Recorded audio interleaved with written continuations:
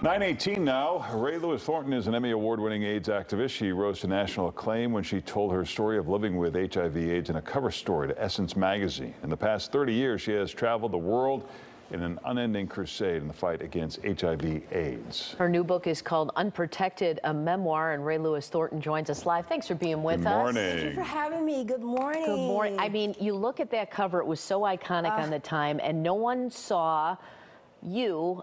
I mean, no one saw a person like you with AIDS up until that point. And the caption said, "I'm young, I'm educated, I'm drug-free, and I'm dying of AIDS." And that's what made it appealing. In fact, that's what made, as I crisscrossed the country, because what we did was we gave a new face to HIV. We gave a new story to HIV.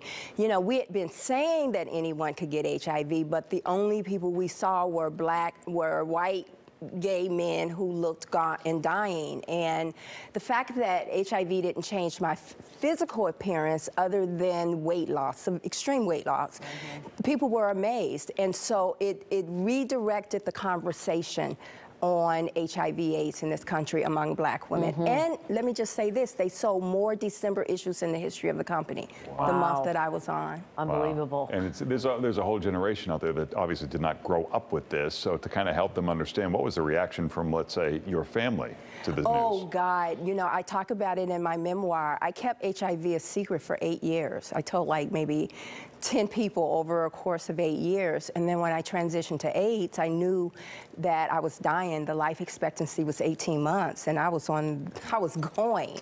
So I systematically started telling friends, but I didn't tell my mom, who raised me, until 3 weeks before Essence hit the newsstand. And, you know, I grew up in a household where I was unloved and rejected, and I was told I was never gonna be anything. So to come home and sit and tell my mother that I had AIDS was like the death of me. And I did, and she was pretty cool that night, but you know, a week later she called me and said, "See, B, I told you, you weren't nothing but." And so I talk about the trauma, and really that's what my book is about. The AIDS story is there, but I talk about what it's like for a young girl to live in a continuous cycle of trauma and how that affects your thinking, how your cortisone levels are deregulated and you're always in fight or flight. You know, Viktor Frankl says that your abnormal existence becomes a normal way of life. And so I talk about that. So telling my mother, who raised me, and you know, we got back and forth. You'll read about my biological mother. In fact, I was born in Buffalo, New York, and I thought, wow. You know, but we talk about my father and how the police chief put a gun to his head and told him to get out of town with his nigger baby. That was in 1962. So much hasn't changed. But that's the book. The book is about... And talk about your health. I mean, how the drug cocktails have changed people's lives. It has. We chronicled that. So think about it this way. The first HIV cases were 1981. We didn't even know how to test for HIV until 1985. We didn't name it until 1985. In 87, AZT was the first drug, and it came along. They only gave it to people who were very, very ill. A couple years later, they gave it to all of us. And you know, it made me very sick. I was taking 8 pills a day. And so I chronicle how I took every first generation of HIV medications in that first 10 years. And my doctor, March Cohen, who was the founder of the Women and Children HIV clinic at Cook County, now Core Center, and how she just wouldn't give up on me. You know, I did everything she told me to do, and at some point, my pill load was like 31.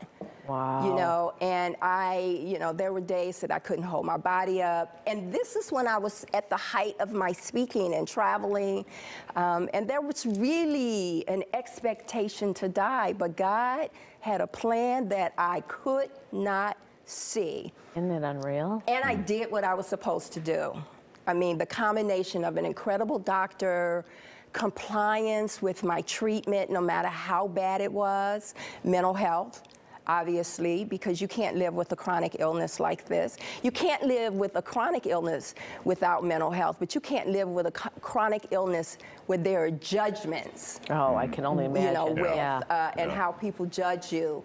But this book is it. This is the whole story, how trauma affected my life. We talk about the ACEs and how I'm a number 8 on the ACEs. We talk about my learning, how difficult it was for me to learn. I'm an avid reader now. I didn't read my first book until I was 13. Wow.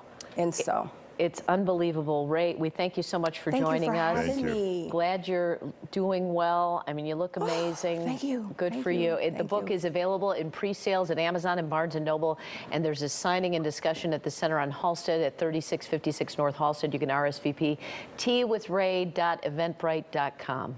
Great to see you. Thank you. Thank you Good to for see you. having me.